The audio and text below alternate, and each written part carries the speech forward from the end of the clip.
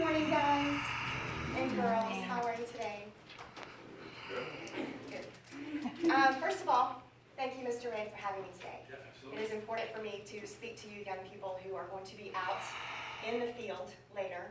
We're going to be discussing my own story of domestic violence and a little bit of re-victimization from law enforcement and just the judicial system itself. I'm going to be honest with you all. This is not an easy story to sit through. It is going to be uncomfortable. It is going to be heart-wrenching. But the hardest part is telling it. If there are triggers, if you feel uncomfortable, please do not hesitate to walk if you need that. First of all, it's important that you also understand that I am not here to bash law enforcement, fire department, men. As a matter of fact, I have 3 very important men in my life that I love. That would be my father, my husband Jeff, and my 17-year-old son Tanner, who we are raising to be a very loving and kind man. So please don't take my tone as bitter. I'm not bitter against law enforcement or fire departments. This is just my reality. It is my reality and has been for the past 18 years. So for the next 20 minutes or so, please walk with me. Put yourself in my shoes as a victim and try to participate in this true-to-life horror story that was my life from 1993 to 1999. Really, it is a horror story I live every single day of my life. How many 22-year-olds are in here?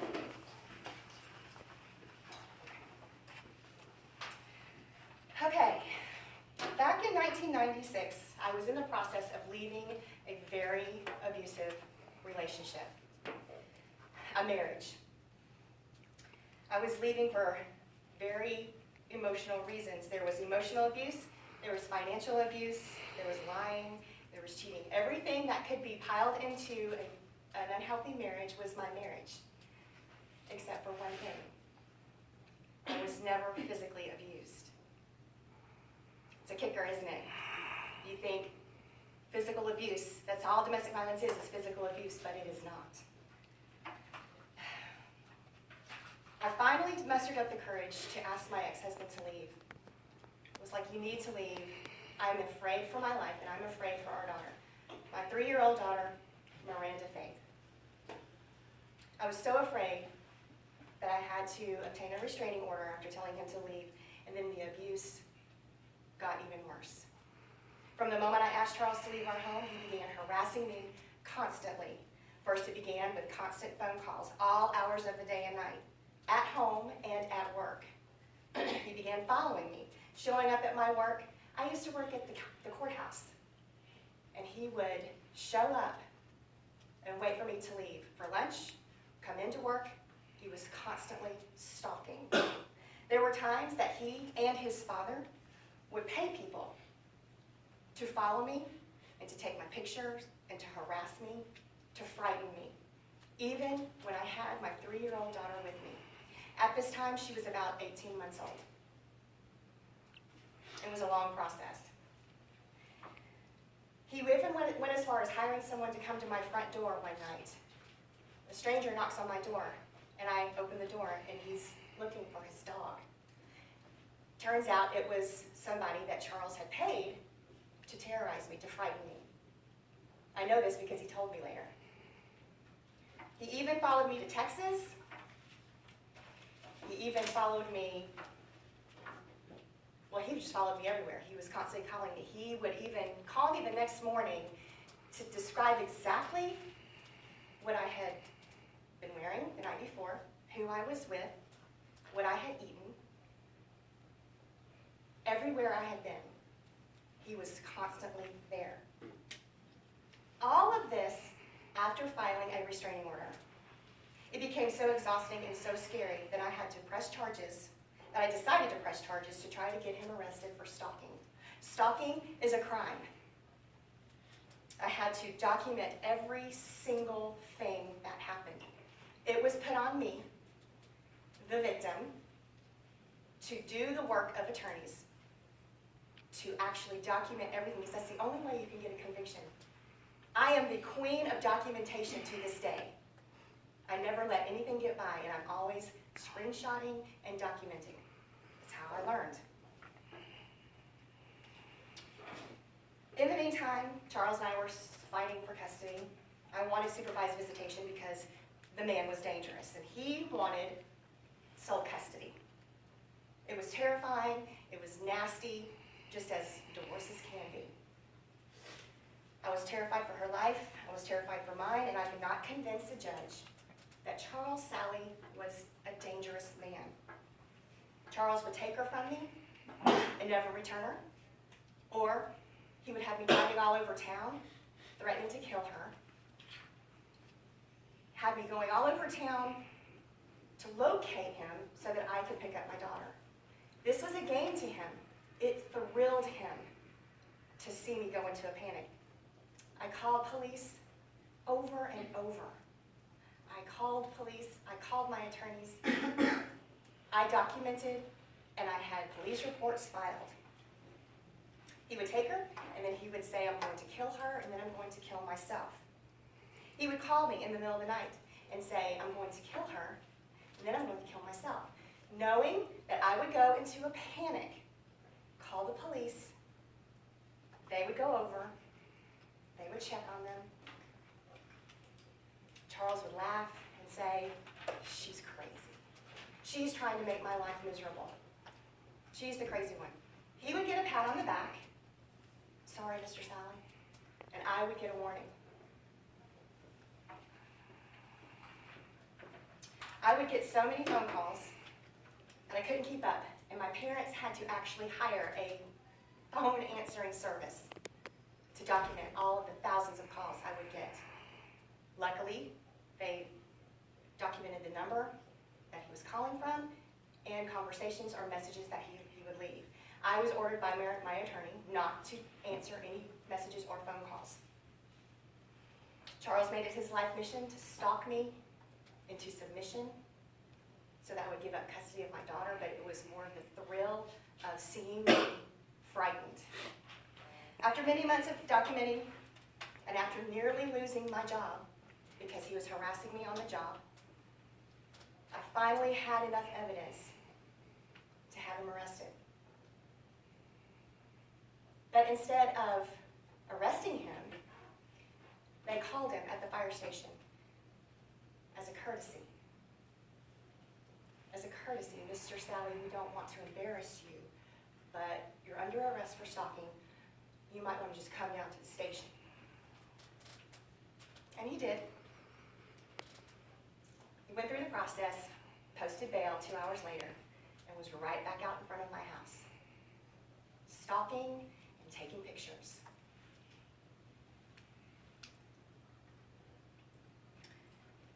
No one listened to me.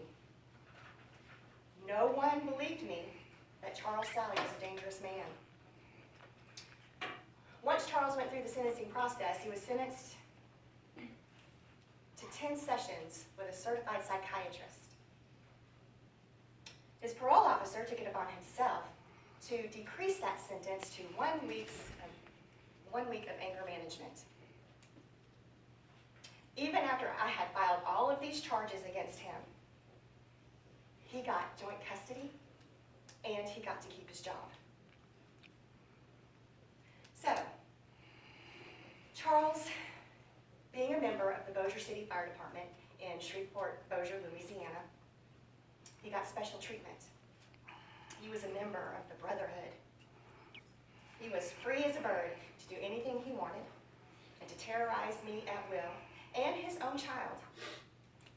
He used the uniform and the ambulance to inflict fear like you have never known. Intimidation and fear. And they allowed it. His partners, who would be sitting with him in the ambulance, never reported it.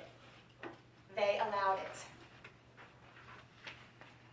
I thought the torture would never stop, and I was always on high alert. Do you guys know what it's like to be stalked and in complete and total fear of your life and your child? It's debilitating. It delighted him, and it causes some adverse effects. You are high anxiety. It causes so many different issues. It wasn't until he finally met someone else that the torment somewhat subsided. And I too had met someone else, and we were trying to build a life together. Things became quiet for a while. And for the first time in probably a year, I was thinking, this might actually work. This is slowing down. We might be able to get along. He turned his attention to a new woman. And I was in the process of remarrying. And I'm not going to lie. I was so relieved. I was so relieved that he moved on to another victim. And another victim she was. Her name was Michelle Riley. She was a respiratory therapist at one of the hospitals in Bossier City and the mother of 2 beautiful young daughters. She was self-sufficient. She owned her own home. She had a great job. She had a beautiful, bright future ahead of her. And finally, all I could think about was, I am finally getting some relief. After about 6 months, their relationship started to deteriorate. Later, I found out that she too had become afraid of Charles, but was too afraid to cross him. She was too afraid of what he might do. He became possessive and delusional, and overall too controlling. Here you have an independent woman, and he's trying to control every aspect of her finances, her life, her social life, her children, and she said, I have had enough. She was not comfortable anymore. However, he did ask her to marry him, and she said yes, too afraid to say no. Finally, because Michelle did have somewhat of a good support system behind her, she got the courage to tell him to leave. And Charles had no place to go, so he had to move back in with his parents. She had decided that this was not what she wanted for her life. She didn't want this for her daughters.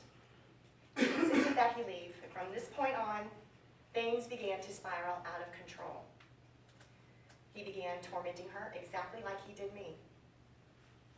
He even threatened to kill her and himself in her driveway with police officers standing there.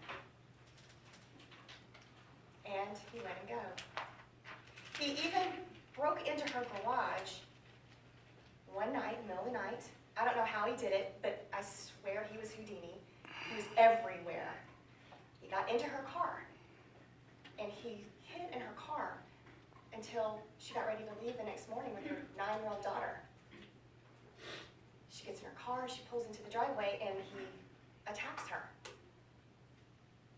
She gets out of the car in hysterics, and her 9-year-old daughter had to drive the car around the curve into the neighbor to call police.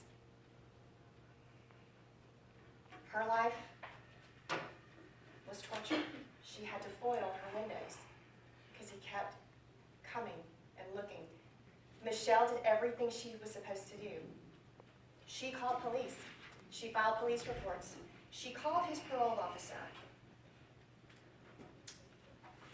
which sent him into an absolute rage. He was put on paid leave and encouraged to see a doctor. After she contacted his parole officer, he was furious, and his behavior became erratic and increasingly unpredictable. He threatened to kill her, he threatened to kill himself. This was beginning to sound all too familiar. This was the beginning of the end. During the time all this was happening, I was working at the Caddo Parish Tax Assessor's Office, and I had received my Deputy Assessor certification, and I was headed to New Orleans with my new husband to receive my pinning ceremony, my pin, which is a huge deal. It took me 6 years to get this. So we were traveling, and because the judge gave Charles joint custody, I was forced to leave my daughter with him. I was forced by the judge, who refused to see that Charles Sally was a danger to society, to me, and to our daughter. Having to turn away from her and walk away from her was the most gut-wrenching experienced. And it turned out to be the biggest mistake of my life. On a cold Tuesday night, January 12th, Charles went to his parents' house. And he switched vehicles with his dad, and he picked up Miranda from school that day. And he drove to the hospital where Michelle Riley was working. It was about 5 o'clock. So he drives to the hospital, and he parks his vehicle on the other side of the hospital parking lot, just in case Michelle should come out. He didn't want to be recognized by her or any of her friends. And he leaves Miranda in the vehicle. And he walks to the front of the doors. Michelle is coming out of the doors at this time. She had been in a staff meeting, so she is surrounded by coworkers and friends. And he approaches her, knowing that he's violating the restraining order that she had against him. He says, "Michelle, please just talk to me. I need just 2 minutes of your time. Please just talk to me." And she says, "No, you are violating a restraining order. If you do not leave, I'm calling the police." It was at that moment that Charles pulls out a .38 Smith & Wesson from his father's closet. He got in the vehicle and the gun from his father. And he shoots her point blank in the face 3 times. As you can imagine, the parking lot becomes a nightmare. People are running. People are screaming. They're running and they're hiding under vehicles. They're running and hiding in the field by the hospital. People are in a panic. They run back into the building. People are calling 911. Michelle lays dead, completely unrecognizable. Charles drags her lifeless body, just drags her to a grassy median in the parking lot. And he lays her there. Then he goes to the vehicle, and he gets my daughter, Miranda. And he walks her over to Michelle's lifeless body. And he holds Miranda on his lap, and he whispers something in her ear. I noticed from witness statements. And then he shoots Miranda in the head. Then he turns her over, and he shoots her again.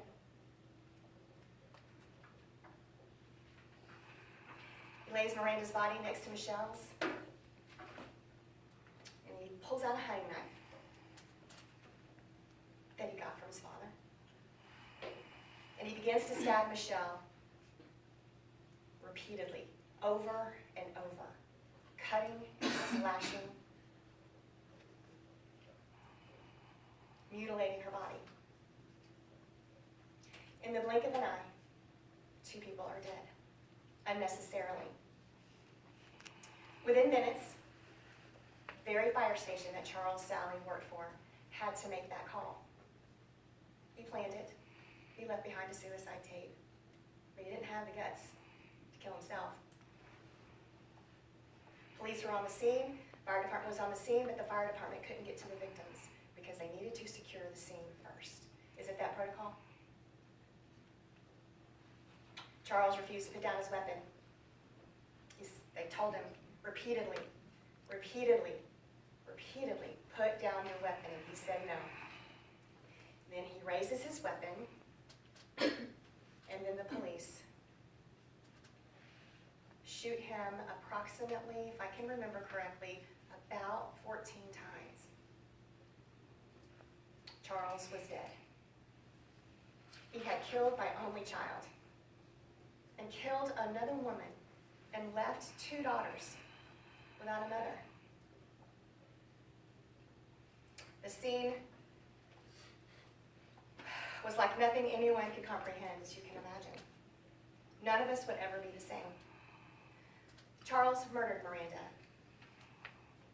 4 days shy of her 4th birthday. I had already planned the party and sent out the invitations. I was 6 hours away from my child, and I had a long 6-hour drive back to Shreveport from New Orleans. we could do, my husband and I, couldn't comprehend it. We had no details at the time.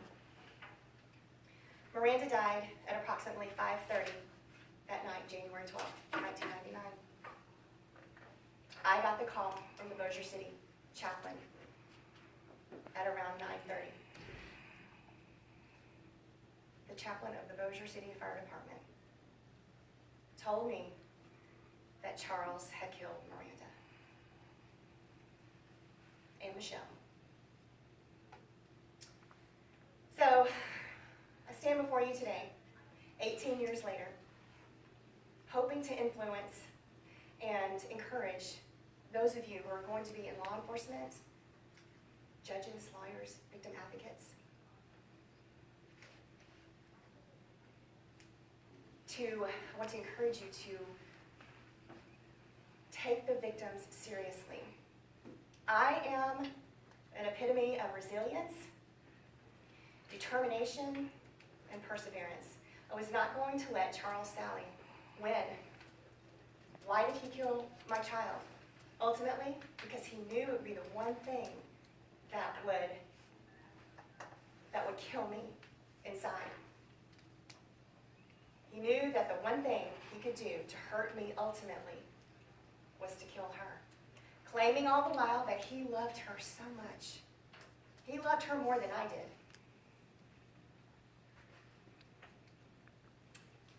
Charles may have taken Miranda's body, but he did not take her spirit from me. And so, it is my job, it is my desire to tell her story and to be a voice for victims of domestic violence. I am not a victim. I survived. Michelle and Miranda are the victims. I am a survivor. Thank you.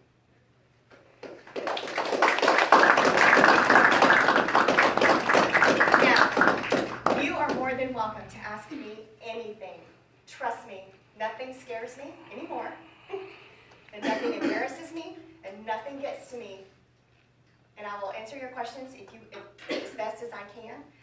So I am all ears. And if you want to meet later, certainly I'm here to help you. Okay? Anybody? Okay. Well, let that sink in. Okay? I just want you guys to go out there and I do want to reiterate, you're going to come across this in your future, whatever you decide to do with your lives. Victims are very hard to understand. I want to share something with you. Is that okay, Mr. Lynn? Absolutely. Being a police officer in this business, or a judge, or an attorney, it's very difficult for you to understand completely how a victim, the whole dynamics of domestic violence and how a victim's brain works, okay? I'm going to read you a passage. This is a book that I have read. I'm reading it for the second time. And it is something I go back to. It helps you understand kind of how the mindset of a victim, is after years of abuse. But I'm going to share with you a passage that kind of will help you understand how our brains work. Now I'm going to tell you, I had to go to counseling. I went to several years of counseling to try to mainly overcome grief and guilt. There's nothing worse than a mother's guilt. In my mind at that very young age, I was taught to obey authority and do what you're told. I was very young. I was 23 when I got married. Were there red flags? Absolutely. I was so young and in love. Anyway, I'm going to read this to you from Gavin DeBecker, because he too came from grew up in a violent childhood, and I just admire this guy so incredibly much. He says, "As I learned from my experiences with violence as a child, Many of these women have been beaten so much that their fear mechanism is dulled to the point that they take in stride risks that others would consider extraordinary. The relationship between violence and death is no longer apparent to them. So what an abuser does, whether it be mentally or physically abusive abuse, it strips the victim of their complete identity. You become so dependent. They take away your identity, your friends, your family. Another thing that really touched me was the Nicole Brown Simpson case. This is controversial, I get it, I know. But what you cannot deny is that Nicole Brown Simpson called the police over and over again. But one time the police officer said, after he beat her and threw her out of the vehicle, he told O.J. Simpson to pick your wife up and take her home. She quotes in the chapter called Intimate Enemies, "You never do anything about him. You talk to him, and then you leave." As a cop, as a domestic violence advocate, judge, attorney, you must speak up for the victim. Yes, it's going to be frustrating because victims go back. Leaving, as you know, you've probably learned this year, leaving is the hardest thing to do, but once you do it, it just gets worse, as in my case, and in Michelle's case. Yes? So do you think that